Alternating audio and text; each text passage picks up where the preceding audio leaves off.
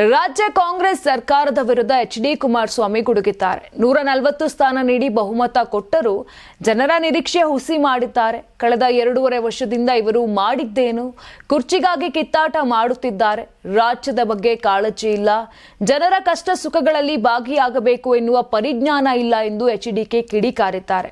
JDS ಮತ್ತು BJP ಸುಳ್ಳು ಆರೋಪ ಮಾಡುತ್ತಿವೆ ಎಂಬ ಸಿಎಂ ಸಿದ್ದರಾಮಯ್ಯ ಹೇಳಿಕೆಗೆ ಎಚ್.ಡಿ.ಕೆ ಕೆಂಡಾಮಂಡಲವಾದ್ರು. ಸಿದ್ದರಾಮಯ್ಯ ಒಬ್ಬರೇ ಸತ್ಯ ಹರಿಶ್ಚಂದ್ರ. ಪಾಪ ಸತ್ಯ ಹರಿಶ್ಚಂದ್ರ ಕಾಡಿಗೆ ಹೋಗ್ಬೇಕಾದ್ರೆ ಸಿದ್ದರಾಮಯ್ಯನ ಹುಂಡಿ ಮೇಲೆ ಹೋಗಿರಬೇಕು. ಅದಕ್ಕೆ ಸಿದ್ದರಾಮಯ್ಯ ಹೀಗೆ ಹೇಳುತ್ತಿರಬಹುದು ಎಂದು ಎಚ್.ಡಿ.ಕೆ ವ್ಯಂಗ್ಯವಾಡಿದ್ರು. ಸಿದ್ದರಾಮಯ್ಯ ಈ ಹಿಂದೆ 5 ವರ್ಷ ಸಿಎಂ ಆಗಿದ್ದಾಗ ಮೈಸೂರಿನ ಬಿಳಿಕೆರೆಯಲ್ಲಿ ಬಸ್ಸಿನಲ್ಲಿ ಹಣವನ್ನ ದೋಚಲಾಗಿತ್ತು. ಆ ಪ್ರಕರಣದಲ್ಲಿ ಪೊಲೀಸ್ ಅಧಿಕಾರಿಯೊಬ್ಬ ಭಾಗಿಯಾಗಿದ್ದ. ಇತ್ತೀಚೆಗೆ ಎಟಿಎಂ ಹಣ ದರೋಡೆ ಮಾಡಿದ ಪ್ರಕರಣದಲ್ಲಿಯೂ ಪೊಲೀಸ್ ಒಬ್ಬ ಭಾಗಿಯಾಗಿದ್ದಾನೆ. ಸಿದ್ದರಾಮಯ್ಯ ಅಧಿಕಾರಕ್ಕೆ ಬಂದಾಗ ಮಾತ್ರವೇ ಏಕೆ ಹೀಗೆ ಆಗುತ್ತದೆ ಎಂದು ವ್ಯಂಗ್ಯವಾಡಿದ್ದಾರೆ.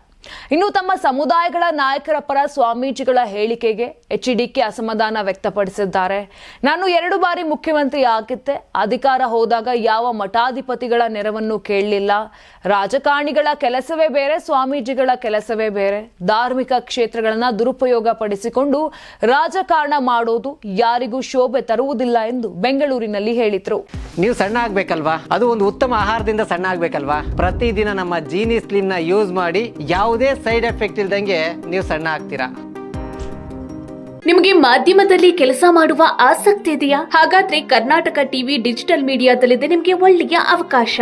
ಆಯ್ಕೆಯಾದವರಿಗೆ ಉಚಿತ ತರಬೇತಿ ಕೊಡ್ತೀವಿ. ತರಬೇತಿ ನಂತರ ಕೆಲಸ ಮಾಡುವ ಅವಕಾಶನೂ ಕೊಡ್ತೀವಿ. ಈ ಕೂಡಲೇ ನಿಮ್ಮ ಮಾಹಿತಿಯನ್ನ ಮೇಲ್ ಮಾಡಿ.